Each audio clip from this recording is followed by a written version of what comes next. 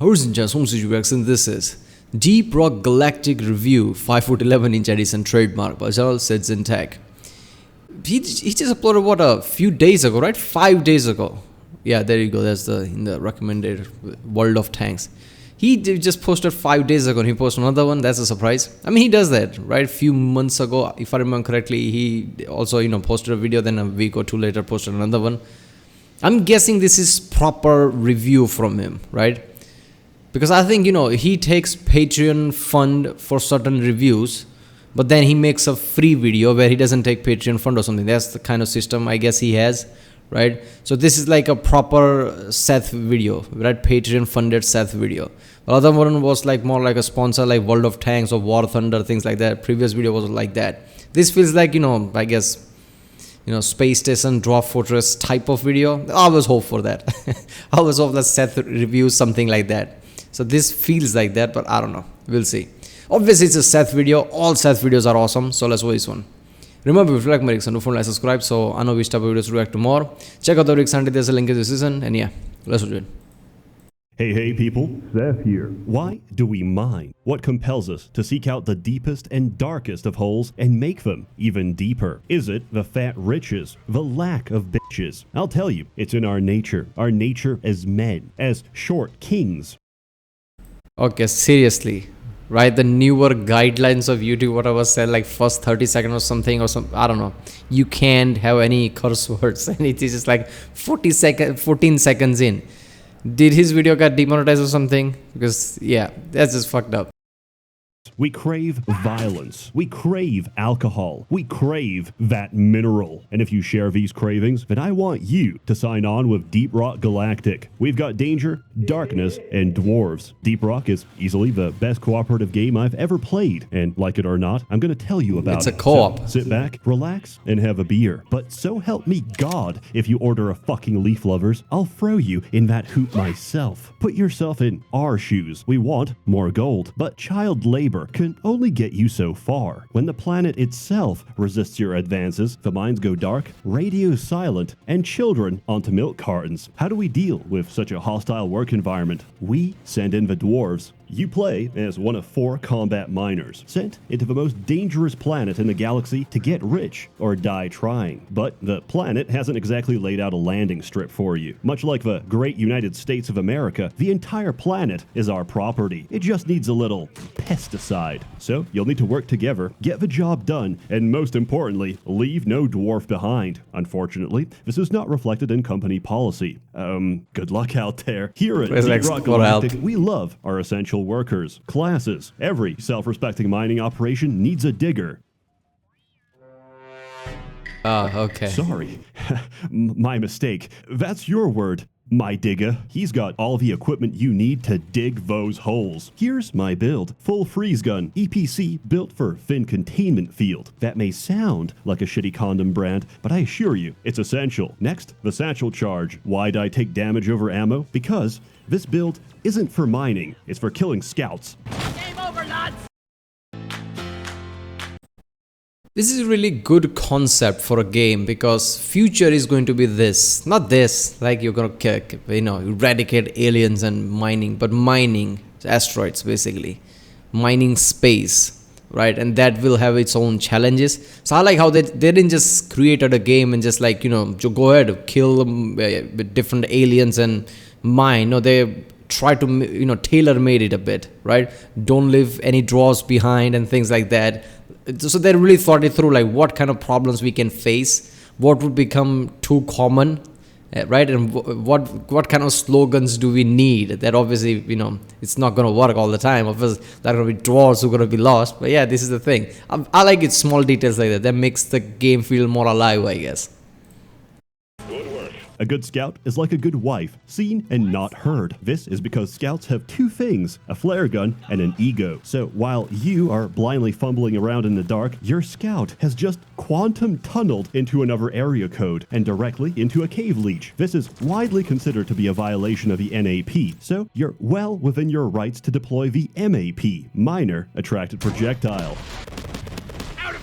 Dwarves have a lot in common with babies. They're small, clumsy, always drinking, and no matter how well you childproof everything, they can always find a way to kill themselves. The engineer is Deep Rock's equivalent of bubble wrap. Platforms help your team reach high places and cushion their inevitable falls. That is, if you equip the upgrade. High-caliber sentry turrets protect your children from the jaws of wandering pit bulls. However, these aren't your everyday pitties. This one charged headfirst into a burning building to heroically fight one last child. I could extend this metaphor by calling the wardens pit mommies, but I already made that joke. The gunner. Depending on who you talk to, the gunner is either a real man's job for the bravest among us, or a real boring job. Yawn. Whoa, nice zipline, nerd.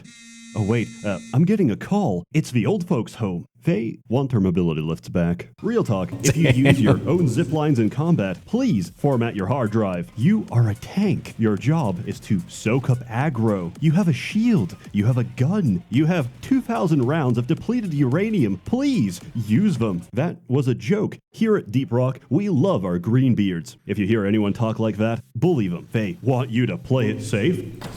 Yeah, I guess I see his point, his strong point. I guess he's like, there's a gunner, basically a tank, who's supposed to clear things up, right? Or clear all alien, basically have a minigun and go Rambo all over the place, right? Where every time I'm going to use zip lines or something, I'm going to remember this. Old folks home, why not? Yeah, the game looks, really good in that way, right? But gunner feels like, if I played like start, I would have fun, but then it would become boring suddenly because you just clear shit up. A bit complex role would be fun, I guess. I don't know. And as far as the dwarves thing, Tolkien's, I think, created the dwarves trope that we have, right? How dwarves are, short but thick with big beards and things. That's Tolkien's version, right? And I'm pretty sure Tolkien's version had that dwarves are really sturdy every way. They won't die as easily, they'll be stronger, especially for the size, right? So I don't know how they're portrayed here, but everybody gets that wrong. Dwarves are very easily, killed here and there, right? They just feels like a weak creature, even though they're supposed to be really tanky and sturdy.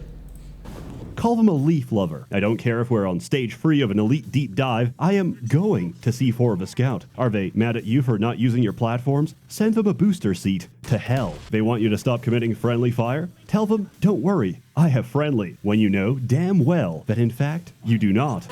One of the facts of life is this that is capitalism, son. Only profit for. matters. Netflix has an impressive catalog, but hides them depending on your location, and then hikes up the price anyway. Now, you could just cancel and admit defeat, or use ExpressVPN like me and get everything you actually paid for. Believe it or not, what's available to you on Netflix in Germany is completely different to what's available to someone in East Germany. Now, my issue is very particular. I need orc content, and I need it now. Skyrim mods can no longer satisfy I need to my pause. Tolkien desires, and so I have to be careful where I pause.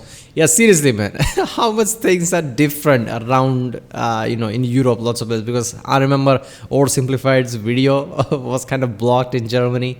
So how many things are blocked in Germany? How many things are blocked in Poland? What is the difference there? Because I know, there are lots of things that are blocked in India where I have Netflix. I'm like, what the hell? So that feels weird, right? I mean, simple shows that shouldn't have any problem in India somehow are blocked. Like, why? arrived at this dark crossroads in life. I must watch She-Hulk Attorney at Law. Unfortunately, it's banned in Saudi Arabia, but with just one tap of a button, ExpressVPN lets me change my location to the USA, where it isn't. Unfortunately, as a fan of domestic wrestling, Rick and Morty isn't available on US Netflix. But once again, just a click of a button, and as far as Netflix can tell, I'm a Japanese salaryman, and I can freely watch this to my heart's content. ExpressVPN has over 90 countries to choose from, so every time I run out of things to watch... Wait a minute, why is Rick and Morty banned in US? First of all, is that a US show or UK show? What is that? I always thought it's a US show. If it's a US show, that would be really stupid. The show is made in the country and it's blocked. And US is like a Family Guy, South Park, and you're gonna block that? Come on. I just switch to another and unlock a whole new library. And it's not just for Netflix. You can use ExpressVPN to unlock shows for other streaming services as well. I use it to watch Planet Earth on BBC iPlayer, which is region locked to the UK. But by using ExpressVPN, I can reap all the benefits of being in Britain without the risk of getting stabbed. ExpressVPN works on any of your devices. Securely connect with a single click without slowing your connection. They say you can't have your cake and eat it too. But with arbitrarily geo-locked streaming services, I absolutely can. Why restrict yourself to the content of a single country when you could be receiving the content of every continent instead? By visiting expressvpn.com/Seth or clicking the link in the description box below. Thank you to ExpressVPN for sponsoring this video. But enough fun. Why are we here? For real. We're here to mine because we're miners, and I love miners. Sorry, that wasn't me. That was a gold play button. Continuing on. The terrain is 100%. Wait a minute, this gold play button comes with your channel's logo or something? Wait a minute, his channel's logo is different. I don't know who is that, some actor or something? So why does his gold play button has that logo? I mean, do they ask you what kind of logo you want to be put on there? That's just fucked up. Destructible and filled to the brim with precious minerals. Mine the minerals, dump a fat load inside of Molly, and make it home safely. Actually, scratch that last part, the minerals are top priority. If you want to come home, that mission better be finished. Oh, I'm sorry, you ran out of ammo? Well, we're not sending you a single bullet until you mine enough nitra to pay for it yourself. Each level is procedurally generated based on its biome. Oh, yeah! Biomes range from the lovely sand-blasted corridor and fungus bog to the extremely safe and fun hollow bow and magma core. Remember, we can never dig too deep. Any cave can be conquered. Your team has all the tools they need, but they work best with teamwork. You either dig together or dig your own grave. Sadly, the average gamer would rather sacrifice their teammates for one sick frag, so allow me to deliver a crash course directly into your silky smooth brain matter. First off, hold control to use your laser pointer. Seriously, that's the thing. People ask, like, what's the difference between playing an immersive single player game and what's the difference playing a multiplayer or co-op game? There's a massive difference. Because if you're playing single player immersive game and if you like things like that, you'll play it as realistic as you can, right? With the setting. It's like a movie that you can control or something. If it's a co-op or multiplayer, people who do some weird shit, just like he said, sacrifice somebody just for a frag grenade. Like, what the fuck? Imagine realistically that happening, right? How it would make a Warhammer world feel less grim. So multiplayer and co-op is completely different from how people play single player game. That's why people are like, oh, why Fallout sucked? Fallout 76 sucked. Of course it's gonna suck, right? You collided two universes that shouldn't work together. Use it to ping gold chunks, goo sacks, and mushrooms. Remember to destroy sus shrooms that don't give a correct voice line. This is essential for team unity and annoying management. Mushroom, shut it. Get back to work. Second, rock and stone. There is no inappropriate time for rock and stone. However, it is a serious social faux pas to not salute. Remember, if you don't rock and stone, you ain't coming home. Speaking of faux pas, double dipping. These bars show how much ammo your team has. One serving of resupply gives 50% of your max. After watching so many Seth videos, I realized like what is his style's core thing is. It's basically having that kind of a low, cool tone and saying things smoothly. Using the words that feels like, oh, I bet he's not gonna say something worse. Oh yeah, that's something worse. Ammo. There's 4 servings on each pod. Divide by 4 dwarves to get how many servings you're allowed to have. 1. Never double dip a resupply. Wah, but I need it. That's your problem. Take some ammo upgrades next time. If you really need more ammo, just ask. That's right, Deep Rock players have developed a heretofore unknown form of gamer communication. Manners. If you see R's in the chat... So basically all those posters that say no dwarves leave behind, they didn't specify if those dwarves should be alive or dead. Bring the dead bodies because we clearly don't care about them. Yeah, you're not getting that resupply. That means ready, as in ready to start the objective or ready to leave. Engineers, if someone pings a mineral, they want you to platform under it. Scouts, make sure your flare game is on point first and foremost. If you see platforms under minerals, that's your cue to mine them. Gunners, the zipline kinda sucks, not gonna lie, but if you shoot them with at least a 5-degree angle, you'll get a speed boost going down. Drillers are true egoists, beholden to none, free to shape the world around them as they please. If someone pings competitive compacted dirt, they want you to drill it. But I don't care what you want. Do it yourself. Actually, let me give you a hand. That was the 4th griefing joke, so congratulations. Your new employee hazing period is officially over. Welcome to the team. Now let's get to work. Mission 1, point extraction. Every point extraction squad got the driller, making a schizophrenic network of tunnels that serve absolutely no purpose. Scout, hyper-focusing in a completely different cave system. Engineer, Can you imagine that co-op game? People are just creating tunnels left and right. You're like, what the fuck? Where is this tunnel going? God, this game is just getting better. making a Kaizo Mario obstacle course that serves zero fucking purpose. Gunner, trying to mine quarks with zip lines and failing miserably. And of course, the star of the show, a giant fucking pit that every single goddamn quark falls into. Bonus points if it's too steep for zip lines. The driller could fix that for you, but he's run off to some remote corner to huff glue and read Sterner. Your workforce is big, and it's about to get bigger. That's because Jesus Christ is... Digger, Deep Rock thrives in simulating the life of a blue-collar worker without regulatory oversight. Rescue me! Help! We work in close proximity to heavy machinery, open flames, and dangerous chemicals. Do we have adequate facial protection? Of course not. A dwarf's greatest pride is his beard. To protect it is to shame his ancestors. And we all know how dwarves handle shame. Fuck OSHA. All my homies be committing occupational safety violations. We don't have handrails, we have grind rails. We don't wear hard hats, we wear odd hats. Mandatory sobriety testing? How about mandatory intoxication? This is not a democracy. Not drinking your beer is a kickable offense. So, you've done a lot of missions. Your I'm guessing there's... sack is full of minerals. What does that get you? Well, Yeah, I'm guessing there was the same trope, right? Irish accent, drinking a lot or whatever. I'm pretty sure all dwarves have Irish or Scottish accent, right? I don't know. I'm pretty sure it's Irish. not much. Remember to always read the fine print of your employment contract. You're not here to get rich. You're here to make the company rich. Each mission, you'll make just enough to afford exactly one half of an upgrade. So, slowly but surely, More? you'll amass a veritable arsenal of potential builds. Do you want single pit bull damage or large-scale pit swarm countermeasures? Do you prefer your napalm hot and chunky or thick and sticky? Either way, out here in the cold void of space, the affix board can't reach us. This game has a vast array of options, enough to make any self-respecting dwarf say, "You call that an upgrade? This has nowhere near the required potential for self-harm. I need something bigger, badder, more dangerous. I want to disable the inertia inhibitors. I want to void the product warranty. I want overclocks. Overclocks are upgrades that significantly alter the function of your weapons. Need more ammo? Mini shells. So basically this game, I mean, I kind of get the picture, like this is more like a capitalist, am I saying that right? Capitalist type of thing where profit only matters, companies only care about companies. Capitalism or no capitalism, that would be the case with all companies, right? So that's what the mentality is, even though they have this like leave no drawers behind or whatever, but that's just for PR and shit, right? Nobody really cares. Right? Like I said, no agency is gonna come here and check, like, are drawers treated, better or what? No one cares.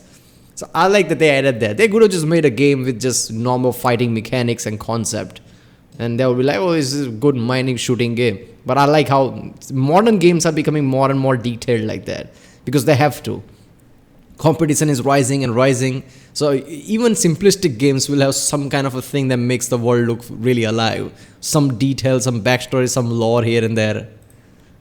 Scout not maneuverable enough for you? Special powder. Not enough friendly fire? Fat boy. Want to do, whatever this is? Well, there's an overclock for that too. So, how do you get these Overclocks, I love overclocks? it. Optional machine challenges and deep dives. Machine challenges are side objectives that can randomly spawn during a mission. Each one is a fun little timed objective. Except Omen. Omen sucks. I do not like Omen. Deep dives are widely considered to be this game's ultimate challenge. It is free missions, max difficulty, back-to-back with shared resources. But that's nothing compared to this game's real ultimate challenge. Generally speaking, this community is great, but with a serious mission comes serious gamers. So make sure you check the lobby name. If you see something like Greenbeard's Welcome, Gamers Rise Up, Sneed, or Hot Single Dwarves in your area, cool, very good. Rock and Stone, head right in. However, if you see some shit like level 500 plus only, no fat boy, no TCF, carefully follow these steps. Connect to the lobby. Use their Steam information to track down their place of residence and identity and then file a fake death certificate with their name. Now, if he gets pulled over, he's fucked. He wants to change jobs, he's fucked. He's lived a long and fruitful life and wants to cash out his Social Security benefits, he's fucked. Of course, I endorse none of this, Your Honor, and the fact that this young man died in a firefight with the IRS, well, I don't see how my video could have caused this, but I digress. This is Deep Rock. I like his anger towards elite players, right? Because I hate that shit. Playing any online game, you always have that kind of server, right? Which has certain restrictions, and you know that properly crazy on drugs people play that, right? Like people with a proper strong ADHD. Yeah, that level of shit is just like always scares me. I remember playing some games here and there, like, you know, even though some of the servers from Counter-Strike, some other games where I just went to the elite server playing it first time. I was like, what the fuck is happening? I can't even understand. People are playing at whole another level. It's just, you know, the game cannot even be recognized at that point. Like, game was made to play like this, but they don't get. They've found some experts here and there. They play in a way the game shouldn't be played, but they play at the peak efficiency. You're like, what the fuck is happening?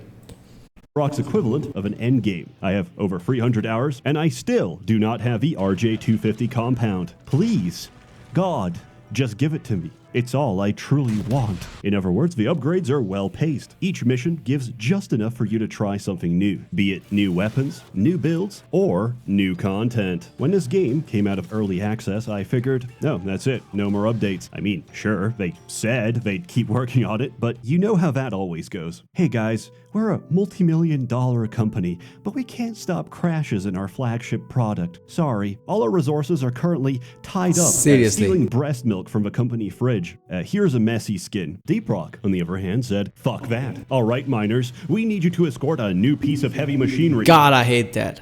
This Activision Blizzard boast, they have hundreds of developers in their team. Hundreds, right? It's a few years ago, until 2016, Bethesda Game Studio had kind of like few in tens basically. Now they have multiple studios, but they are like one studio with tens of. Obviously, they don't have the great reputation right now, but until 2016, all the games, look at the, Skyrim. Obviously, they have bugs as well, but eventually it's playable. And all the shit they do with that number, and like Ubisoft, they're like 600, 700 developers. EA, Activision have hundreds of developers. We don't have time. What the fuck are you doing then? Right? After, Ubisoft, put Assassin's Creed Origins, Origins, Odyssey. It was understandable, like level of detail and content there is. It makes sense with this many players. But any other, EA just, we can do this, is a skin, is this. Like, come on, man, you're fooling. Make a pit stop to refuel it, then guard it during a multi-stage wave defense / boss fight as it cracks into the brain of a sentient rock. Why? I don't know. Management wants it. Oh, and you can bring back Dottie's head if you want. We don't care. Just stop unionizing. Oh, that's not fun enough for you? How about skateboarding? In point extraction, you have to pick up some rocks and put them in a mine head. Boring. Lame. In the new on-site refining, you have to locate oil wells, call down a set of pump jacks, then assemble a set of pipelines that connect to the refinery. While building these pipes, dwarves use the same... Okay, this makes me think, is Let's Game It On gonna make... Let's Game It... Yeah, is he gonna make a video about this? Because this feels really him type of game. Building shit, like something that looks like conveyor belt, why not? Joining pipes and things.